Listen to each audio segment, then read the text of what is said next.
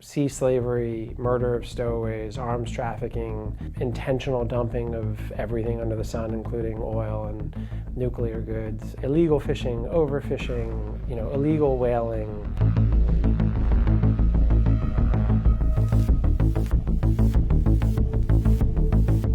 One of the things that I really wanted to do was look at the intersection of environmental and human rights. It is a real thing to think about the ways in which one type of crime often drives the other. So for example, on the issue of sea slavery, there's real evidence that as industrial fishing especially has raked clean the fishing stocks that are near shore and really depleted those stocks to extreme degrees, fishing boats are now having to go so much further out from shore to catch a bare minimum.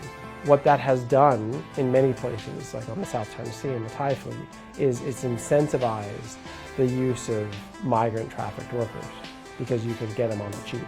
And you also might just not have to pay them at all. And that's a perfect example of how environmental threats are making the human rights abuses even worse.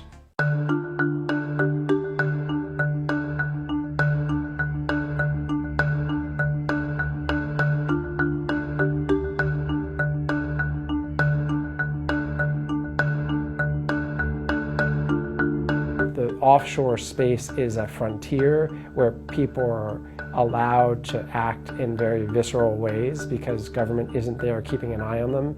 And to some degree that reminds us of our own capacity as people and what we're willing to do for what we believe in or what we want. Studying this space and reporting on it tells us something about us even on land.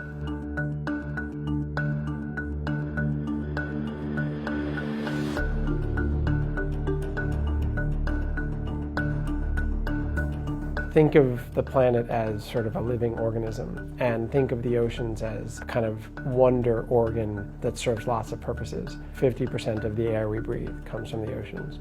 The ability of the planet to regulate its temperature, hugely dictated and controlled by the oceans. From an economic point of view, the oceans are the circulatory system of the global economy. In terms of biomedical research, there's no place on the planet that has more untapped potential solutions to really dire problems. Also, as a food source, huge percentages of the protein that many of the people around the world depend on come from the oceans. The longer we let it lapse into neglect, the more irreversible it becomes. The crimes that are environmental that happen out there range from ones that are disparate and but really severe, but they're hard to put a culprit behind them because they're just sort of pervasive. And that's like climate change. That's a crime. The crime is that we've been dumping carbon into the air, kind of thinking of the air as a bottomless trash can that could sustain it, and now we realize that's not the case. Well, similarly, the ocean has long been thought of as a bottomless trash can, and we, through the centuries, have dumped just inordinate amount of things, and often legally. Up until the 70s, it was legal to dump nuclear waste or oil in the oceans. Now it's viewed as a travesty and a crime to do that. But laws are only as good as their enforcement, and so even if you say something is forbidden, if you have no police who are enforcing that, then it's useless.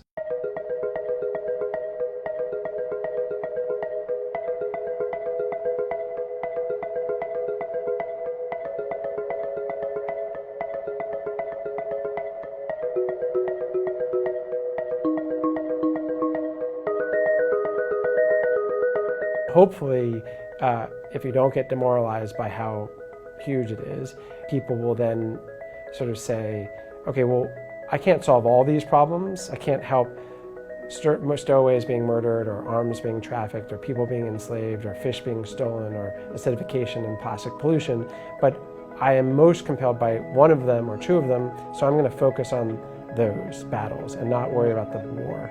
So my hope is to some degree that people will read it, feel urgent, and focus on a battle that moves them.